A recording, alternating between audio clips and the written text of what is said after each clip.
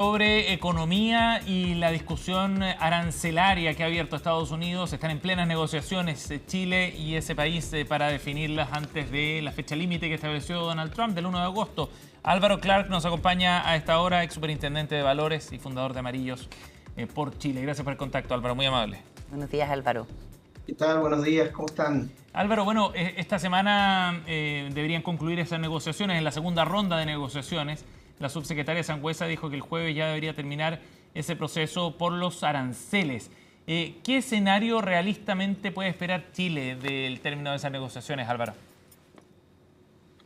Bueno, Chile está en un buen pie para negociar con Estados Unidos. De hecho, el balance comercial entre Estados Unidos y Chile es favorable a Estados Unidos. Es decir, Chile importa más bienes y servicios desde Estados Unidos que lo que exporta a ese país, como para tener alguna idea. Chile exporta a Estados Unidos aproximadamente 15 billones en bienes y servicios y Estados Unidos vende a Chile algo más de 20 billones de dólares. En consecuencia, Estados Unidos está negociando con un país con el cual tiene ventajas en el ámbito comercial. Yo tengo la esperanza que ese sea un factor decisivo y que lleve a una buena negociación a la delegación chilena. ¿Y qué sería un buen resultado, a su juicio, Álvaro? Porque el canciller Van Claveren ha hablado de que un 10% de aranceles sería eventualmente una buena negociación, considerando que estos podrían llegar al 20%. Ahora, los exportadores parecen no estar muy de acuerdo con esa declaración. Sí, es difícil saber cuál es el parámetro para comparar lo que es una buena o mala negociación, sobre todo que Estados Unidos está negociando con todo el mundo. Acaba de terminar una negociación con la Unión Europea, con un arancel promedio del 15%, con compras obligadas de bienes y servicios que ni siquiera se sabe cómo se va a poder cumplir con eso, porque son decisiones que toman las empresas. Son las empresas o las personas quienes deciden qué bienes o qué servicios adquieren, sea en el mercado local o sea en los mercados externos. Por lo tanto, es difícil tener un patrón de comparación. Sin embargo, considerando el espectro de políticas que ha desplegado Trump con los distintos países, donde ha subido sustancialmente el arancel, Estados Unidos tenía un arancel promedio general de 2,5% si se tomaban todos los bienes y servicios y las importaciones que hacían del resto del mundo, y hoy día está cerca del 18%, es decir, hay un cambio sustancial. Por lo tanto, uno podría pensar de que ese 10% es una buena negociación. Ahora hay que mirar esto siempre en términos transitorios, porque cuando se abren las dinámicas arancelarias es difícil saber dónde va a terminar esta discusión. Sí. ¿Y hay algunos sectores que se puedan ver más perjudicados que otros? Sectores de la economía chilena, digo. Siendo un arancel parejo, 10% finalmente deja que la dinámica del mercado siga actuando como corresponde. No hay que perder de vista de que durante muchos años el mundo, a través de un comercio basado en reglas, que eran particularmente las que fijaba la OMC, que nace justamente para promover el libre comercio en el mundo basado en reglas, lo que se busca es que se aprovechen las mejores ventajas comparativas, es decir, que los países se vayan especializando en aquellas cosas que saben hacer mejor, y eso generó mucha riqueza, generó mucha eficiencia, y también para Estados Unidos. En consecuencia, en la medida en que se mantenga el principio de aranceles parejos, que los países puedan aprovechar las ventajas comparativas, en este caso es en nuestro país, finalmente lo que va a ocurrir es que los sectores que son más eficientes van a poder seguir siendo, en la medida obviamente que se mantengan Claro. competitivos, por lo cual no es una mala solución. Claro, porque también esto hay que verlo en términos relativos respecto a cómo van a quedar otros países que arancel van a pagar, ¿no? Por ejemplo, el sector salmonero frente a los competidores, otros países productores de salmón que eventualmente podrían terminar con un arancel más alto.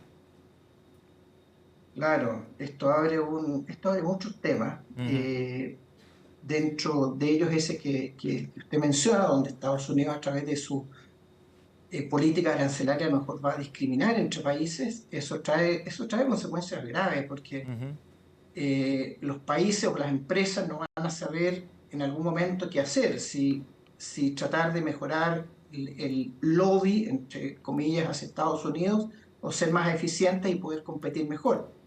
Obviamente que esto último es lo que genera riqueza y es lo Sí. que hace que el mundo sea más eficiente y es lo que genera bienestar. Sería el problema de la política de Trump, es que finalmente va a disminuir la eficiencia productiva en el mundo y va a disminuir globalmente el bienestar de las personas en términos relativos. Obviamente que hay otros factores que entran en juego para que se genere un resultado final, pero efectivamente ese es el tema de fondo. Y lo otro que ocurre es que el costo de este tipo de comercio es mucho más alto, porque tiene que haber trazabilidad muy clara respecto de los bienes y servicios, porque Mm. ¿qué pasa si un bien es producido en el país X pero se vende a través del país Z, Estados Unidos?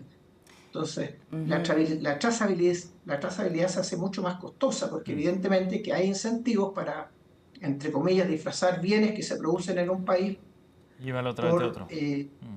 exactamente, por un tercer país que tiene aranceles más bajos. Estamos conversando con Álvaro Clark, ex superintendente de Valores y fundador de Amarillos por Chile.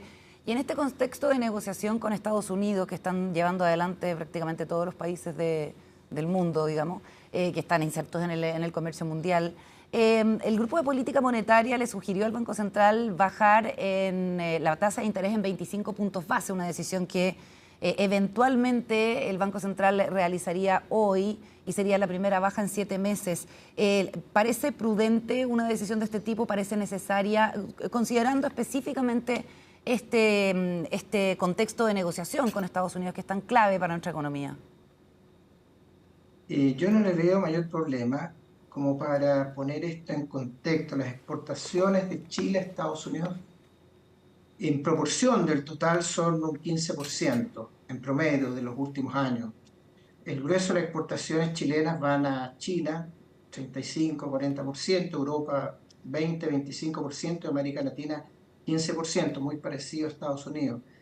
Desde esa eh, perspectiva, y además teniendo en cuenta las expectativas de tener una negociación favorable, que creo que son expectativas bien formadas, no le veo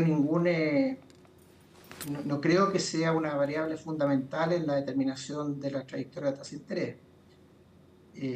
Creo que hay otras variables que son más relevantes en la decisión que tiene que tomar el Banco Central. Ujú. Y las expectativas del mundo privado, de la gente que mira de cerca esto con el Consejo de Política Monetaria, probablemente están en la dirección correcta al aconsejar una baja gradual de tasa de interés. Ujú.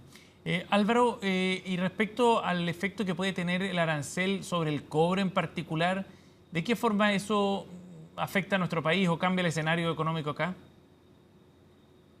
Este es un tema que yo diría más complejo para Estados Unidos que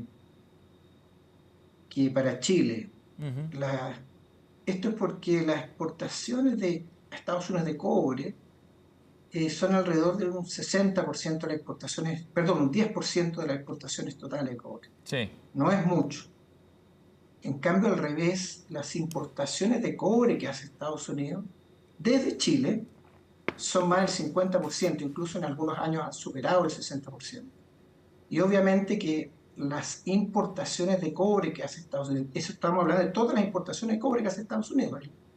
Más del 50% viene de Chile. Ujú. Y eso obviamente tiene una contraparte en decisiones empresariales que buscan eficiencia productiva y buscan comprar cobre a precios eficientes o de mercado competitivo.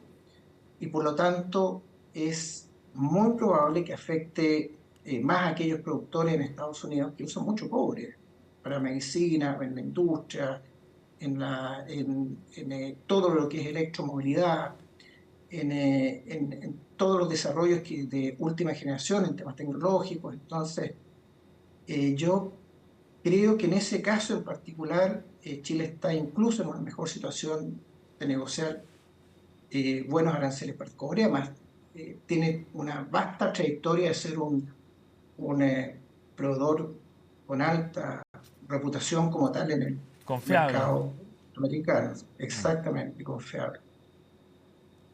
Y en ese sentido, entonces, Álvaro, ¿hay algún efecto de más largo plazo para esa exportación de cobre a Estados Unidos? La posibilidad de buscar destinos nuevos, por ejemplo, para esos envíos, buscar otros mercados que sean más favorables, ¿es una alternativa? Yo creo que en la medida en que esa negociación genere una situación tal de que para Chile es mejor buscar otros destinos para colocar ese cobre, Ujú. creo que no hay ningún problema.